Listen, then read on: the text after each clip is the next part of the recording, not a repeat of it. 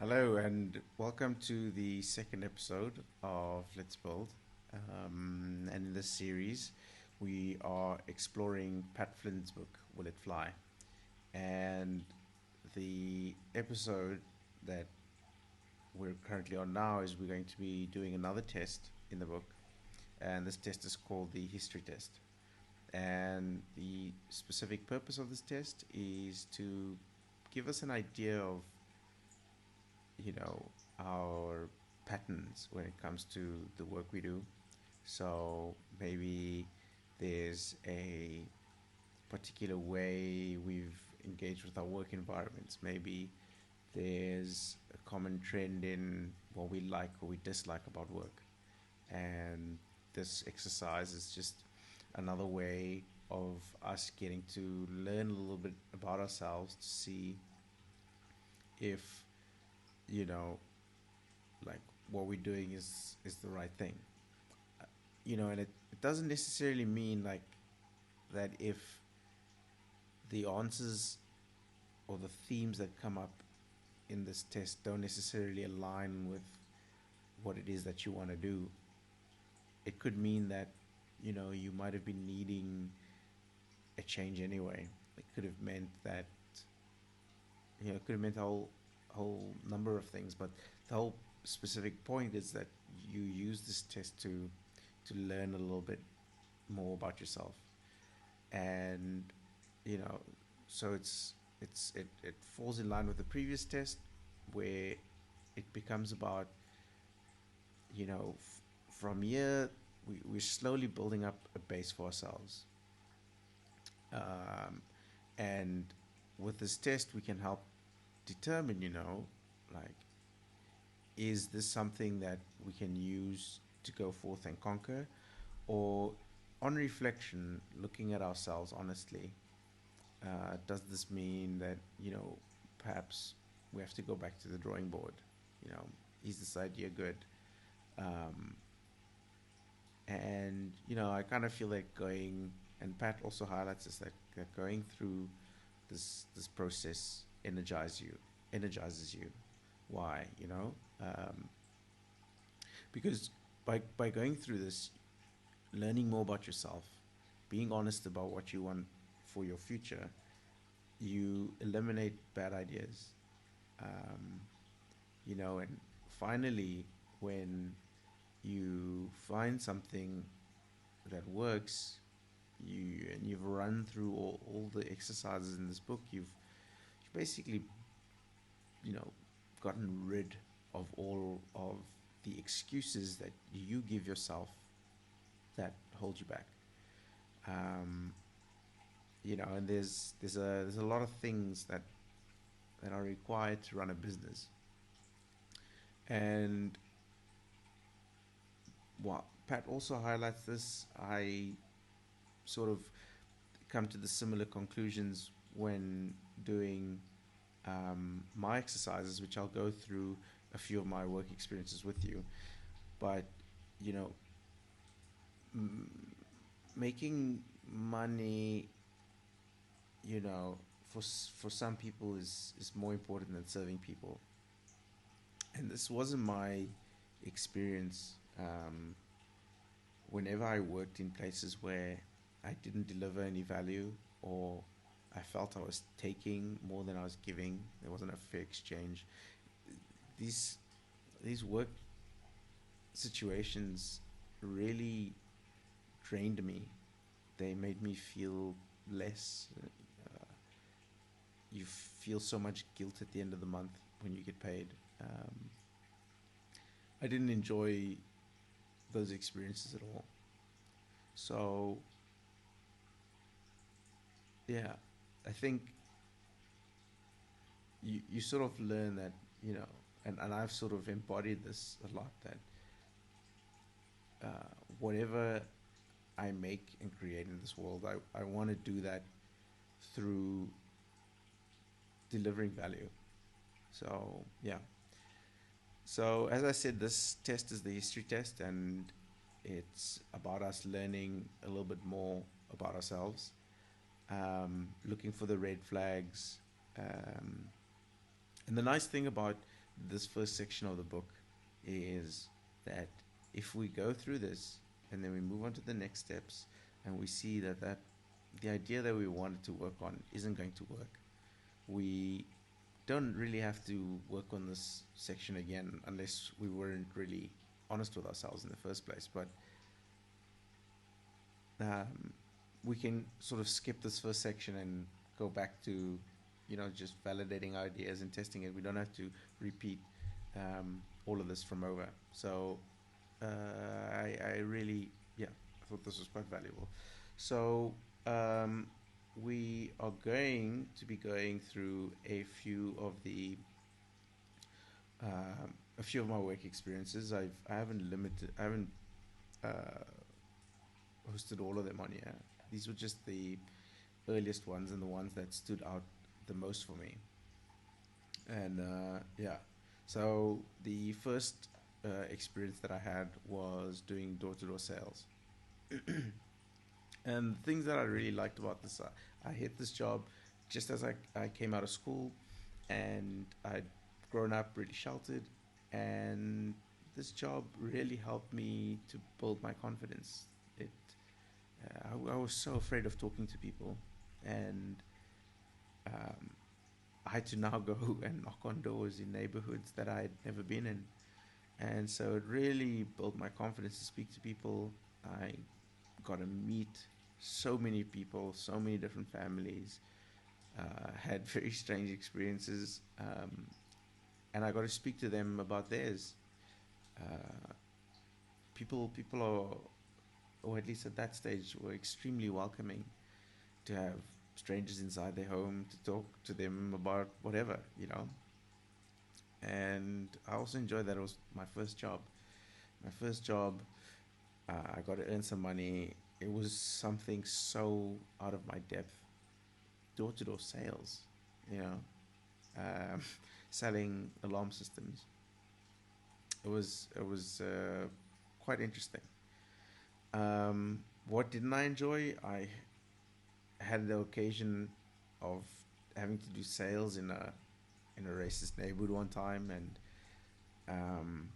a few times. But this lady, opened the gate, saw me walking, opened the gate, and let her dogs out to attack me, which, as an 18-year-old boy, I couldn't understand what was happening. It was quite frightening. Luckily, the dogs weren't too big, and it's just, she had this laugh on her face, and it really messed with me for such a long time. I had an occasion where someone tried to, threaten to shoot me. It was quite harrowing. We had some late nights when working, and sometimes we'd go out in these vans in these neighborhoods, and we'd just get dropped off, and we'd walk around knocking on doors. And one time I got just sometimes they'd say you can't go home. You can't go home until you make a sale, and it was, quite terrifying to be out alone walking in these neighborhoods at 11 p.m., 12 p.m. at night. And the sales process requires quite a lot of brainwashing, which I can understand in one part. A lot of people come from broken homes. Your typical person getting into sales for the first time, especially door-to-door sales, probably hasn't had it very easy, and quite a lot of work needs to go in sort of reframing your self-worth. You need to get into reframing just a lot of things about yourself and your outlook. And so, on one end, I understand the brainwashing, but it was also, felt quite questionable at times.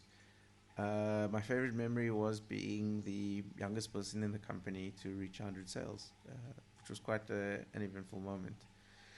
And yeah, I gave this a, a B grade. Um, my second experience was that I want to reflect on was working in a call center as a call center agent, and I did this sort of part time while I was studying, uh, doing my computer science degree. And the thing I can say that I enjoyed the most about it was my colleagues. Again, salespeople are very interesting, um, and there were always like interesting stories to tell, and um, yeah, I sort of miss that sort of camaraderie and the way we supported each other. But yeah, I don't know if there's many other positive things that I can reflect on that moment other than I just needed to be there uh, to generate some form of income for myself. Um, and it was a bit tough at times. Um, I hated the way I was treated. I was a slave. Like, I had to clock in, clock out when I go pee, clock out when I get water. It was just this constant monitoring. Um, I had to sell products to people that didn't know what it was that they were buying. Um, you'd call up people in rural parts of the country, couldn't speak a lot of English, and you sort of had to convince them to give convince them to give you their banking details over the phone for a product that they probably didn't need, probably couldn't afford, and made me sick. Felt like I was tricking them, and honestly, this probably led to my constant underperformance. I rather wanted to get paid less than, you know, keep uh, keep keep tricking people. It just wasn't for me, and everything was monitored constantly. Um, like I mentioned, the checking in and out. My favorite memory was we were allowed. Everything was blocked, but for a little while, because of one of our clients, the BBC website was open, and so I'd literally spend all the time I had between calls and on breaks, um, reading up on the BBC website about astronomy and the universe and the sun, and it was just a very enriching time for me to have been able to spend some of my working day learning a lot. Um, but yeah, otherwise, I pretty much gave this experience an F grade. And then the last period that I want to reflect on is after I graduated. And it's all this is sort of me combining a few different. Uh, I'm just combining a stretch of time. I did some freelance work. I did like started up a business, and then business got absorbed by another company, and um, but it was all while I was a sort of a network or telecoms engineer, and um, this was a really fascinating time for me. I really loved learning about all this new technology. Um, I got slapped into or thrown into so many situations where I had no idea what was going on. Um, the first time I had to set up a PBX for corporate, uh, I just agreed to the work. I didn't even know what a PBX was. I didn't even know what the SIP protocol was. I didn't know anything. And Monday morning, I rocked up and I started to work. Luckily for me, I'd spent so much time in the Linux world, and I just grew from there. I got to see and touch equipment that was basically running the backbone internet infrastructure of the country. Um, I learned an incredible amount of about networking, wireless networks, network security, telecoms infrastructure, how all of this stuff was structured internationally. It really was a period of exponential growth for me in terms of knowledge and how this industry worked. What didn't I enjoy? I had like another running with a racist customer. I was contracting to another supplier, and this guy just absolutely shamed me and belittled me in front of all his staff for an error that he made, and I I felt powerless in that moment. Um, Part of it was that uh, this wasn't my client. I was subcontracting to a friend of mine that had given me quite a lot of work, and I just sort of had to eat it. Um, and even if this was my client, directly, honestly, I don't know how I would have reacted differently at the time.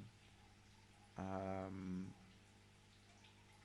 I think I was still quite unsure of myself, and yeah, uh, yeah. And then I also ended up doing a stint at the company that didn't really have the expertise to manage the network that they had. I ended up being the senior network engineer for the entire country, and uh, quite a lot, uh, quite a lot was put on me. I was managing a data network for I don't know, 15 different sites, 5,000 clients, plus all their telecommunications, so all the Astra servers, plus we were starting a corporate division, writing a billing engine for that. It was just an absolute nightmare. Um, and I didn't get paid well. I was pretty much exploited. Um,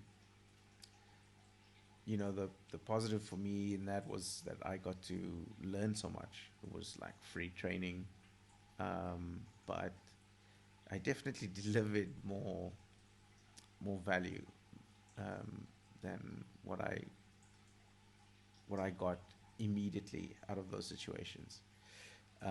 My favorite memory here was I had a manager who wasn't very technical, but he just had this ability to listen to the technicians talk in the lab, and he would just absorb everything. He just heard how words fit together, um, and when we had so many cases when clients would come to us and they'd be ready to leave. They were absolutely done. Our service was bad, or we just weren't able to keep up with the amount of users we had on our network. And this guy would step up, and he would string the words together, and he would do so artfully and without fail. Every time he reassured the clients that everything was going to be okay. If you were very technical and um, you heard this, even then you might still be fooled by uh, by what was being said. And he did this so artfully, and this gave us like a lot of time when things were bad to allow us the opportunity to sort of build in that extra layer of reliability in our networks. Um, yeah.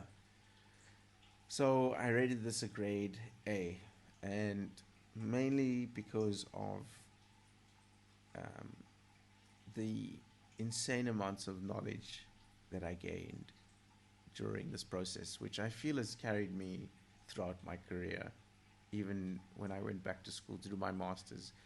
Um, I feel I like this experience for me was extremely useful.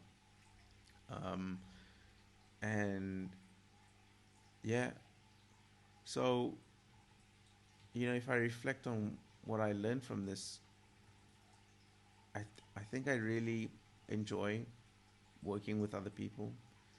especially if they're like-minded, especially if they're interesting. Um, and I dislike doing business where I don't feel like I'm delivering value to clients. Um, I like working on things where I get to express and explore my technical abilities. Um, yeah, I just keep hammering on with this idea of delivering value. It's something that's been extremely important in my freelance life, that I've been engaging in for a few years now. Um, yeah, and then I can reflect on the door-to-door sales, where so much of that was about becoming confident with yourself, becoming confident in yourself, believing in yourself, and how I've carried that through everything when I was doing the network engineering, speaking to clients, um, not being so afraid of myself, not being my own worst enemy. Um, it really helped. It really helped. Yeah. So yeah, that was the history test. And you sort of have to go through this process with all of your work experiences. I just shared uh, a few of the, I think, the most foundational ones for me, and